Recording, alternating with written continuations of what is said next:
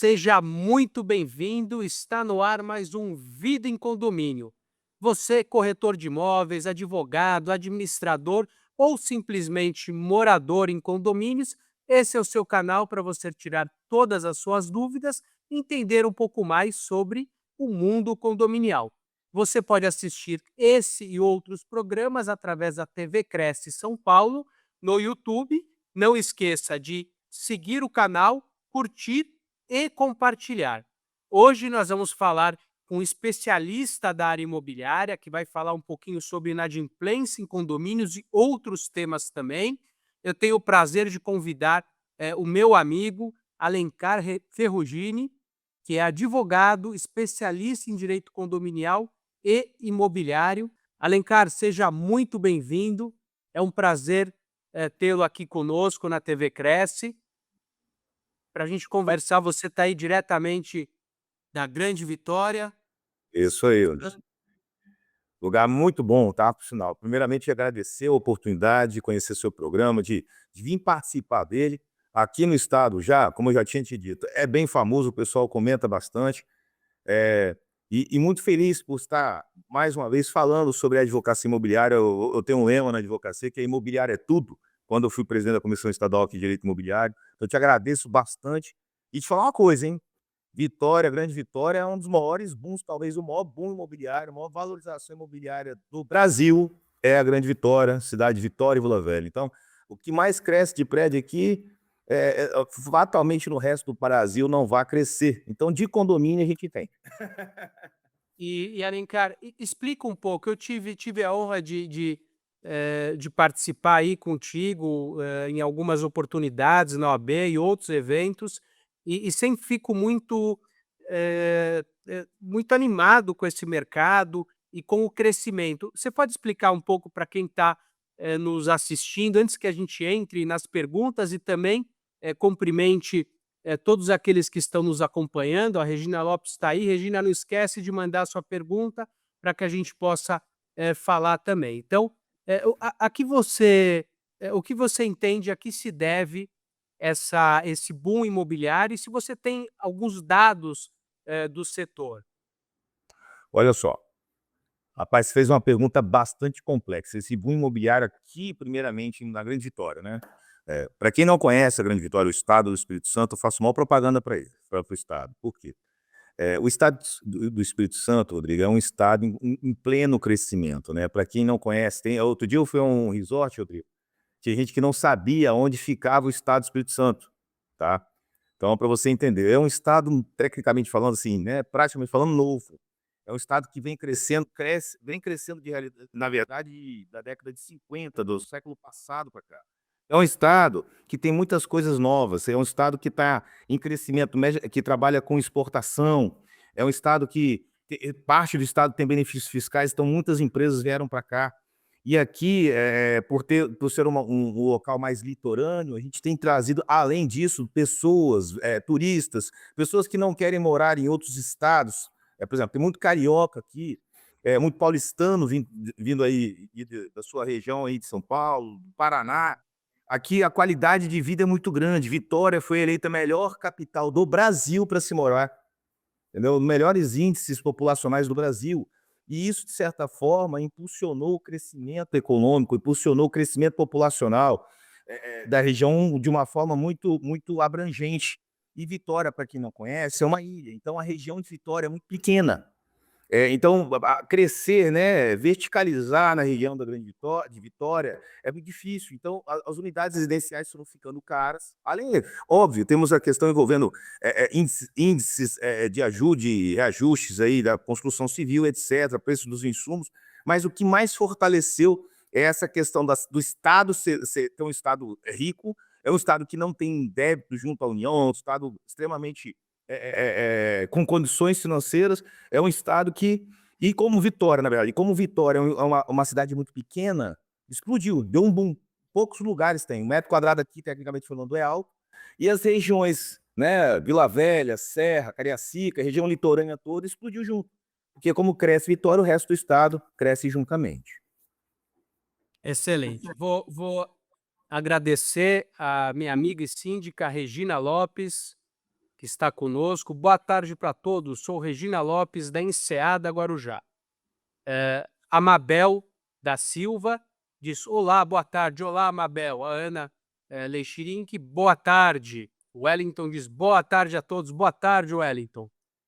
Sou o Céu Gomes, ansiosa para a live de agora. Sou um grande fã do Dr. Rodrigo. Muito, muito obrigado. José Pedro diz: boa tarde, uma quinta abençoada a todos. Amém, José Pedro, uma quinta abençoada. Mabel, amém, meu querido. Wellington Josias, amém. E o Gabriel Carpati, meu pai, acabou de mandar uma mensagem: boa tarde. Achei que você não estivesse me acompanhando, meu pai. Que bom que você está por aqui.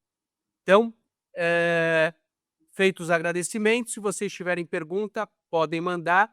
O nosso convidado vai responder e nós vamos ter aí um bate-papo sobre esse mercado imobiliário de Vitória e questões importantes para a inadimplência condominial. Como é que você tem observado, Alencar, a inadimplência condominial no Estado? E uma questão que ontem veio à tona no escritório de um devedor questionando se ele poderia ter uma conta bancária ao invés de uma penhora no imóvel. Se ele poderia, como devedor, escolher qual seria a forma menos gravosa para que ele fosse executado. Eu, logicamente, expliquei que essa é uma prerrogativa do credor, mas eu queria que você me dissesse aí como é que está essa inadimplência no Estado, observado, e essas formas aí de execução que nós temos utilizado aí no dia a dia para que os síndicos e os que estão nos acompanhando entendam. Vamos lá. Eu entendo que a questão envolvendo o veto, né, das questões condominiais parte, assim, praticamente de 3 premissas, né, 2 ou 3 premissas. Na verdade, a primeira coisa é que as pessoas entendem, entendem que taxa de condomínio é a última coisa que você vai pagar na vida.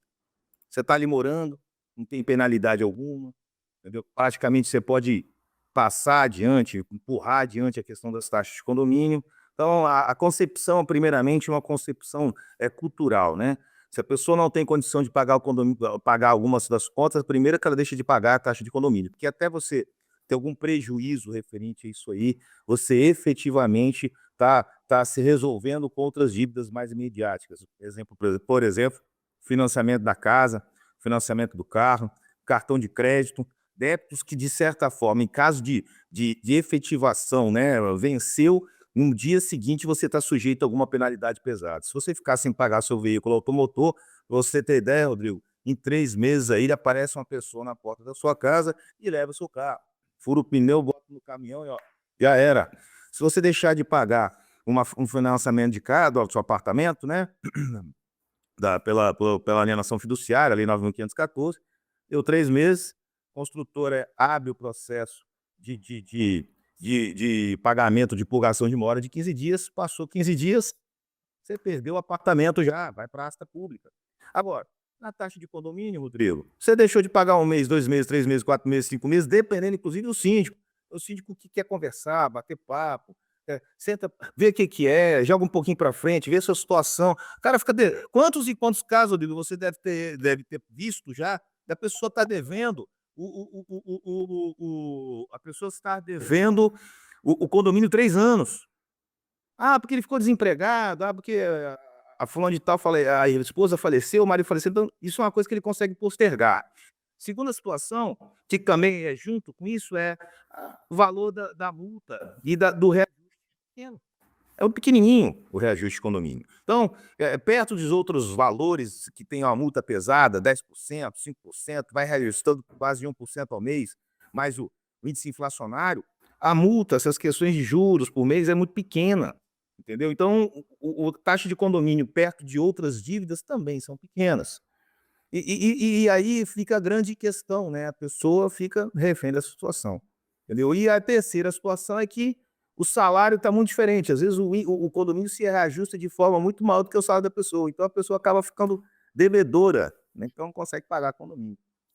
Você me lembrou de um caso, Alencar, aonde a pessoa ficou devendo 20 anos a taxa condominial e só depois de 20 anos que ele conseguiu aí, o condomínio obteve êxito. Então você falou, assim, com muita propriedade, porque, essa, pessoalidade utilizada, de forma prejudicial ao condomínio, ela onera todos aqueles demais condôminos. Então, a hora que o síndico é complacente com aquele vizinho que está num momento, de maior fragilidade, ele acaba prejudicando os demais. Isso é uma situação, que não acontece, por exemplo, no banco. Você não vai chegar no banco e falar assim: "Olha, hoje eu não posso pagar". No condomínio você acaba fazendo isso e, dependendo do síndico, ele fala: "Tá tudo certo". E dependendo do nível de amizade, a gente já viu isso, Vai você tocando. não vai ser você não vai ser cobrado nunca. Então, infelizmente a gente acaba vendo isso algumas vezes: "Ah, fica tranquilo, nós somos amigos". Então, eu acho que a profissionalização do síndico, que é uma coisa, veemente no nosso mercado, uma coisa em alta, ela acaba, inibindo isso. Mas a gente já fez outros programas também falando do síndico, da corrupção dos síndicos, o que também, faz com que esse tipo de conduta politicamente não correta. A gente conversou num programa anterior com a Moira Toledo, que falou um pouco de compliance também. Então são políticas, que vão agregar valor, mas essas questões de não cobrança, a hora que você tem 10 unidades no prédio, 2 estão devedoras, você está onerando os adimplentes em 20%. E uma outra situação, você tocou muito bem, no Brasil, você tem a política de dar o jeitinho, ficar lá. Em outros países do mundo, se a pessoa está devendo, eles vão embora, eles se mudam do condomínio. Aqui a pessoa posterga a dívida até ela ser retirada, coercitivamente da unidade, o que também é uma situação, muito complexa, né, meu amigo? Tá ligado, tá ligado. Uma coisa só para te explicar, hein, Rodrigo, uma coisa legal que você está falando aqui, e é uma coisa que eu falo e as pessoas, poxa, param para pensar e falam assim: Alencar tem uma razão, né. Eh, o síndico amigo, esse síndico amigo prejudica muito o condomínio, tá. Por quê? Não achando que os síndicos têm que ser simpáticos, tá, Rodrigo, mas às vezes essa figura de dar um jeitinho, quebrar um galho, ele é muito às vezes pode ser prejudicial. Se você é síndico, você é síndico. Você tem uma postura, você tem que eu falo, você tem que atingir, você tem que ter uma postura de síndico. Você pode ser gente boa na hora de ser gente boa, ser simpático na hora de ser simpático, mas isso você não pode transferir para o síndico. Rodrigo Capá, síndico é uma pessoa, Rodrigo Capá, morador, colega, amigo, vizinho é outra pessoa. São duas personalidades diferentes. E eu vejo muito síndico empurrando isso, tentando misturar os dois personagens em um só. E aí o que acontece? Cria-se. Tem um caso recente que o síndico criou, trouxe para a Assembleia várias possibilidades e não permitiu o uso das áreas comuns. Mas por quê? Porque é muito mais fácil você proibir o uso do que, quando acontecer o problema, você chegar lá, chamar a atenção da advertência, aplicar a multa e cobrar o que foi quebrado. O cara quer ser simpático, mas é fácil você ser simpático proibindo a utilização do prédio, e é difícil você ser um síndico que cumprimenta todo mundo, mas na hora de aplicar uma penalidade, na hora de cobrar uma taxa de condomínio, ele posterga. Então, é prejudicial essa postura. O síndico tem que entender que síndico é uma coisa, morador é outra. Nesse momento você divide, você tem que tornar duas personalidades morando num apartamento só. Perfeito, Alencar. Eu vou ler aqui algumas informações do mercado trazidas pela nossa produção, pela Letícia, que diz o seguinte: a plataforma O Condo registrou que a inadimplência condominial superior a 30 dias, atingiu 11,95% no Brasil no primeiro semestre de 2025, maior índice desde 2022. A Superlógica, que é uma referência em gestão condominial, apontou uma inadimplência média nacional de 6,8 em março de 2025. No estado de São Paulo, a inadimplência chegou a 4,73.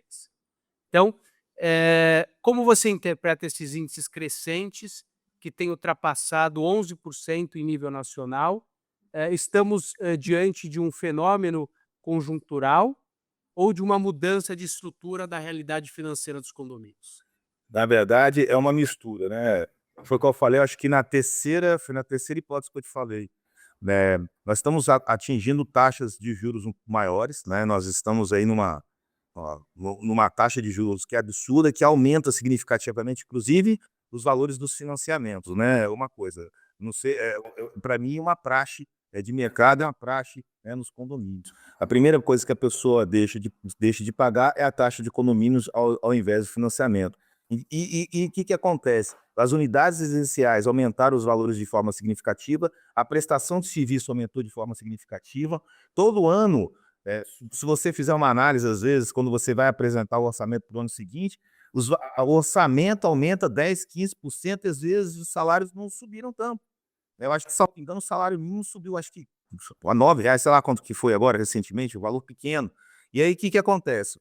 O salário não acompanha a evolução dos gastos de condomínio. E às vezes, cada vez mais o salário da pessoa, do morador, vai ficando achatado.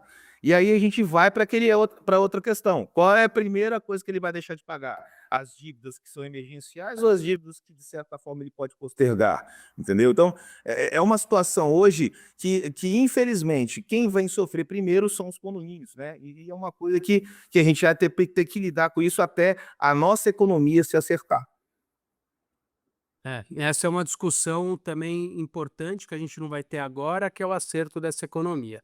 Eu tenho algumas perguntas, o pessoal que está nos acompanhando, eles mandaram algumas perguntas, a última delas a gente vai fechar com chave de ouro. O José Pedro, ele diz primeiro a Célia Andrade diz boa tarde Célia.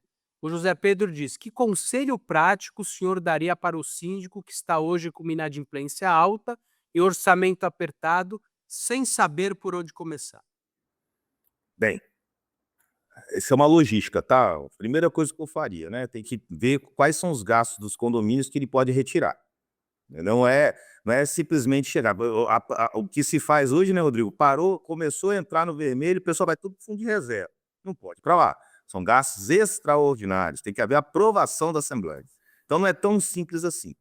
Então, o que que eles têm que fazer? Tem que haver uma logística de tratamento sobre essas questões. Primeiro, as questões que são mais supérfluas ou que não necessitam tanto de existir para que o condomínio consiga sobreviver. É a primeira coisa que eu sempre aconselho, né? Uma empresa terceirizada que às vezes faz limpeza de jardim, em vez de fazer 3 vezes por semana, 2 vezes por semana, faça vai diminuindo esse gasto. Somado com isso, chamar a Assembleia de Condomínio, chamar a administrador de condomínio para poder rever esses gastos.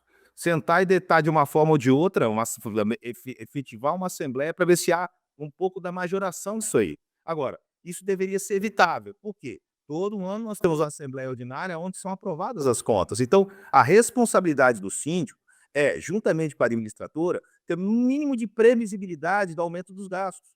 Porque os gastos não é da noite. O orçamento aumenta, a taxa aumenta, mas às vezes o fornecedor aumenta no meio desse tempo. Isso não tem previsão. Agora, tem que ter um mínimo de noção para onde se vai. Então tem que ter, antes de qualquer coisa, uma preparação para o ano subsequente. Caso haja um aperto das finanças, retirar o que seria, de certa forma, supérfluo dentro do condomínio para evitar com que você mantenha os gastos, ou entrar no vermelho. E terceiro, começar a ensaiar uma nova assembleia para poder verificar essa questão, porque não tem outra saída, entendeu, Rodrigo? Não existe essa outra possibilidade.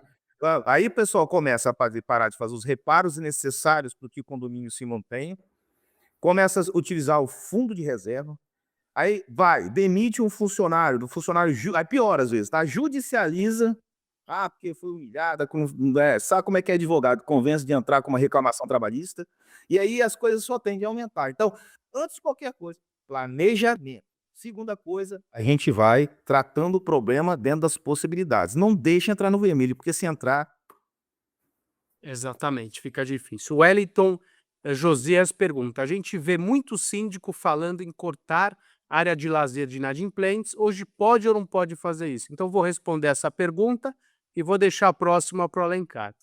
Wellington, não pode cortar serviços da área comum, essa é uma questão que tem sido muito debatida. O artigo 135 do Código Civil já diz que é um direito do condômino fazer uso das áreas comuns. Se ele está inadimplente, ele pode ser punido com multa, juros, correção monetária, mas não uma dupla punição. O desembargador José Eduardo Loureiro, atual presidente do Tribunal de Justiça de São Paulo, tem um acórdão muito interessante que ele diz que, por mais que ele esteja inadimplente, ele não pode ser aquinhoado com a perda de direitos essenciais inerentes do 1335. Então, ele não pode. O que você pode, em questões muito específicas, por exemplo, o uso do salão de festas. Você pode pedir o pagamento antecipado do salão, mas daí você tem que fazer isso em igualdade de condições não só para ele, para todos aqueles condôminos que residem naquele condomínio. Não pode tratar ninguém. E exatamente. Agora eu vou devolver uma questão para o Alencar, a Regina, que está acompanhando a gente, querida síndica do Guarujá. É um desafio grande ser síndica no Guarujá, Regina. A Regina pergunta: boa tarde, Alencar. Quando um condômino baixa um boleto e esse é fraude, qual o procedimento e como ajudá-lo? Não sei se você já passou por isso, eu passei algumas vezes por isso aqui no escritório. Você entendeu? Aquele boleto, você paga o boleto e é uma fraude. Esse boleto não foi emitido pela administradora ou não foi emitido pelo escritório jurídico. Olha só, a primeira coisa tem que ter aí tem que ter uma logística para isso, né, Rodrigo? A pessoa tem que instruir o morador. Olha, boleto só se for por meio desse e-mail aqui, ou só se for por meio tem sistemas que emitem isso, né, Rodrigo? Não é algo assim. Perfeito. A gente está vivendo aqui, Regina, algo muito parecido. Acho que o Rodrigo deve ter passado por isso também, meu escritório passou. Clientes que estão pagando golpistas, né? E esses golpistas não passam por escritório de advocacia falando que tem que fazer um depósito na conta para retirar um valor de R$ 500.000 num processo que já tinha encerrado.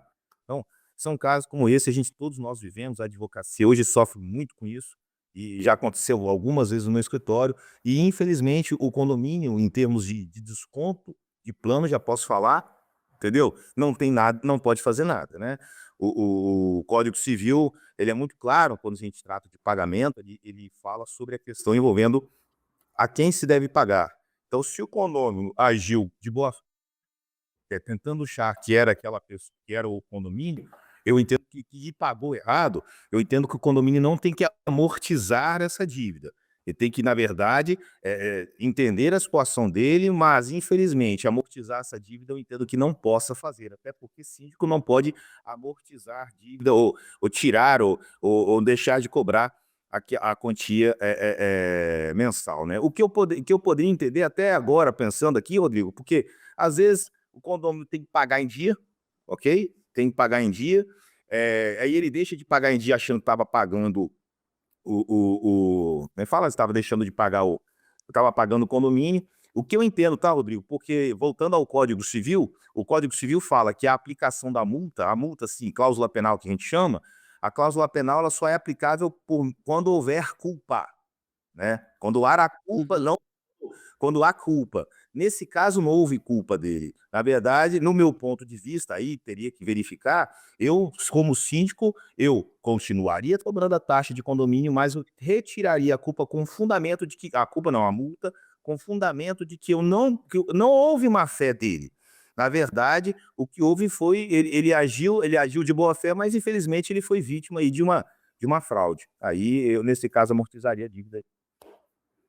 Perfeito, Alencar. Eu concordo contigo, só de forma complementar, a justiça, em alguns casos, vai depender muito da culpa, né, de quem foi, se ele foi induzido a erro, ou se a administradora não tomou as medidas, ou se o escritório não tomou. Vi alguns casos, em função do Código de Defesa do Consumidor, entendendo que a responsabilidade, em alguns momentos, era da administradora, mesmo em boletos fraudados, o que me preocupa muito, mas, via de regra, a gente tem que aplicar essa questão que você muito bem mencionou. A pessoa precisa saber aonde pagou e como pagou, mas às vezes a fraude está no sistema da administradora, utilização de dados, então isso pode recair com base no CDC para a empresa que emitiu os boletos Isso eu concordo. legais. Isso eu concordo com você nesse caso. Nesse caso eu concordo perfeitamente. Eu vou tentando abrir o Código Civil aqui, mas depois eu olho com carinho.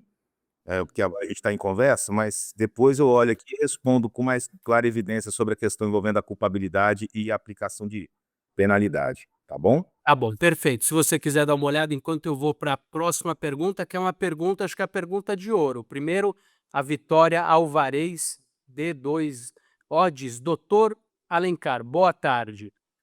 Depois ela pergunta, que eu acho que é uma questão importantíssima que a gente tem que falar. Poderia comentar sobre a decisão do STJ sobre honorários contratuais de advogado não poder ser incluídas em execução de cotas condominiais? Qual o melhor caminho para o condomínio nesse sentido? Você acompanhou essa decisão? Não, vou te falar, a gente recentemente tem, eu te confesso, o Rodrigo, eu não vi recentemente sobre isso, mas vou te falar de uma forma bem genérica isso, porque a gente abriu um estudo aqui no escritório, a gente está modulando uma nova metodologia de contrato compra, de parcelamento de quem compra imóvel na planta e do Habite-se em diante.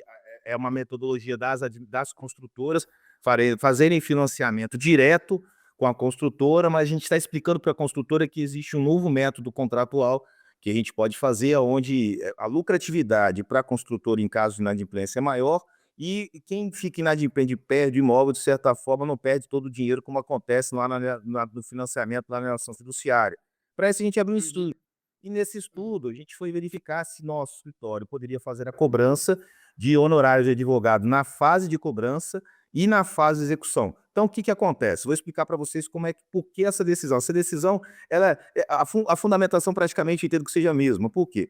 Lá no nosso Código Civil, no artigo 395, salvo engano, ele é muito claro. Você pegar o artigo 395 lá no Código Civil, fala que responde o devedor pelos prejuízos que a mora leder causa, mais juros, atualização dos valores monetários e honorários de advogado.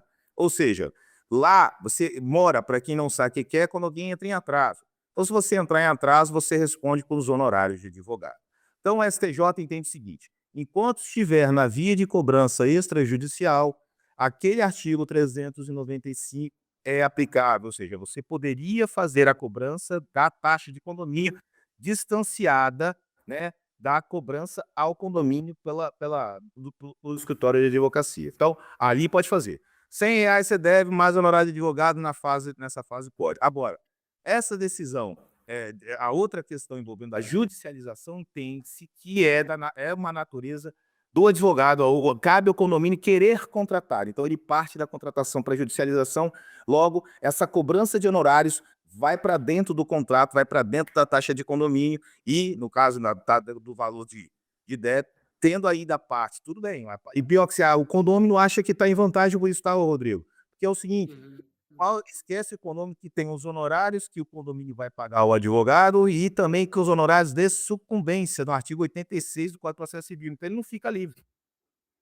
Excelente, Ele excelente. não fica livre. Ele vai pagar, na verdade, o condomínio perde na hora dessa e o condomínio e o próprio condomínio devedor também paga.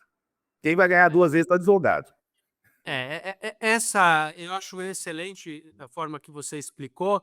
Apenas complementando, Alencar, a gente precisa primeiro diferenciar o que são honorários sucumbenciais de honorários contratuais. Então, na relação condominial, eu contrato o escritório de advocacia para fazer a cobrança da cota e ele vai receber 10% ou 20% ou 15% de honorários para cobrança de forma extrajudicial com base, você mencionou o 390 dos 395 do Código Civil. o 395 do Código Civil, que traz a possibilidade de cobrança de honorários em fase extrajudicial. Perfeito, eu posso ajustar isso. A questão é que um acórdão do STJ, de relatoria da ministra Nancy Andrighi, ele firmou entendimento que os honorários contratuais do advogado eles não integram o título executivo da execução de cotas condominiais. Então, o condômino, naquele caso específico, foi condenado pela sucumbência, mas não pelo contrato firmado entre o advogado e o condomínio. Por quê? Porque entendeu que a natureza do contrato é Isso. privada entre o condomínio e o advogado, não dá uma obrigação para aquele devedor. Então, o que ocorre? Judicialmente, você vai, a não ser que isso mude, eu já recebi um projeto de lei que já foi apresentado no Congresso para que ele valide a cobrança de honorários contratuais, mas enfim, o que vale hoje? A pessoa está sendo cobrada, ela tem os honorários sucumbenciais que vão ser definidos pelo judiciário. E se é uma cobrança extrajudicial, logicamente que eu posso, com base no 395 e outros artigos do Código Civil, incluir a cobrança de honorários contratuais. Esse era o fundamento, esse é exatamente isso aí. É a natureza do contrato. Entra por dentro, não tem como você, nesse caso aí, cobrar pelo honorário contratual em fase judicial. É isso mesmo, é o fundamento que a gente tinha. Ela inovou, só para te deixar claro, Rodrigo, ela não inovou. Ela está utilizando fundamento de um fundamento de uma linha jurisprudencial do STJ há muito, muito tempo. Alencar, vou agradecer o pessoal, a gente está chegando já no final, passa rapidinho, meia hora, parece que demora, mas rapidinho. Agradecer o José Pedro, ele diz assim: adorei, doutor, obrigado, nós que agradecemos, a Sandra, boa tarde, a Regina, nós do Corpo Diretivo e eu não cobramos a multa, fizemos um BO para justificar para os demais, indo de encontro com o que o Alencar falou. Desde já agradeço a orientação, ela te agradece. Ela ainda diz: doutor Rodrigo, beijo grande, você também é um querido, já está convidado para vir fazer uma visita no Guarujá. Só avisar que terei o maior prazer em recebê-lo. Muito obrigado, Regina, vou ter que ir sim, não dá para recusar o convite seu, querida. E a Vitória te agradece, agradece a nós dois. Nós te agradecemos a pergunta, que esse tema tão pulsante no mundo condominial. E Alencar, suas considerações finais sobre esse mercado condominial, o mercado de Vitória, do Espírito Santo, ou qualquer outra situação que você queira falar. Vou falar na verdade eu vou falar só a parte final dessa questão que eu tinha te falado da pessoa que deixou de pagar porque pagou o boleto falsificado, só fazer a leitura e fazer depois uma última observação que eu acho que deveria servir para todo síndico. Artigo 402 do Código Civil, salvo as exceções expressamente previstas em lei, as perdas e danos devidos ao credor abrange, além do que efetivamente perdeu, não, esse aqui não, gente, eu errei a lei, desculpa, que vergonha, vamos lá. Cláusula penal.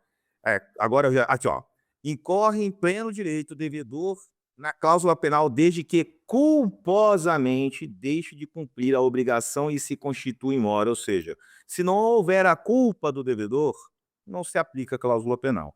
E para encerrar, Rodrigo, falar uma coisa que eu falo para todo síndico aqui, porque a gente advoga para uma boa quantidade de condomínios, a gente trabalha para construtora, para condomínio, para loteador, para granjeiro. Então, a Ferrugem é um complexo de setores, de áreas imobiliárias diferentes, e o condominial é um braço da Ferrugem Advogados na área de direito imobiliário.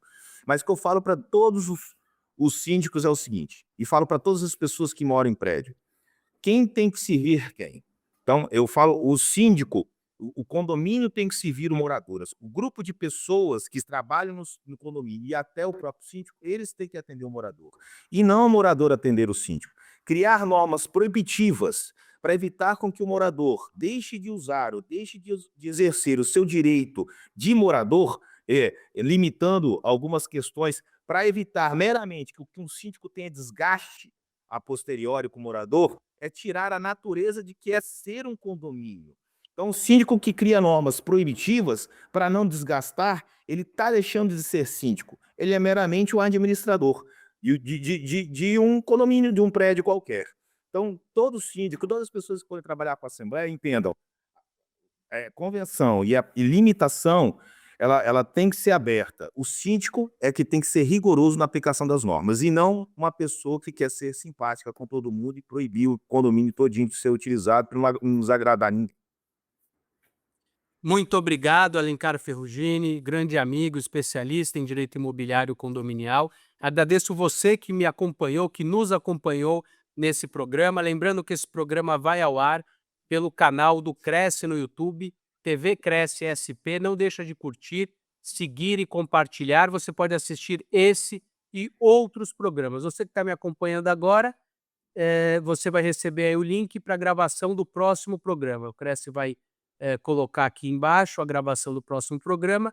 E Alencar, um grande abraço para você, que a gente possa em breve se encontrar aí nessa cidade maravilhosa, a qual sou muito fã, sou sempre muito bem recebido. A última vez nós fomos almoçar lá na beira do rio com eh, aquela, aquele prato aquele barco de frutos do mar. Então, que nós possamos novamente aí se encontrar em breve para eventos, conversas ou casos. Muito obrigado, Que isso. fique com Deus, você já está com o link aí embaixo e até o próximo programa.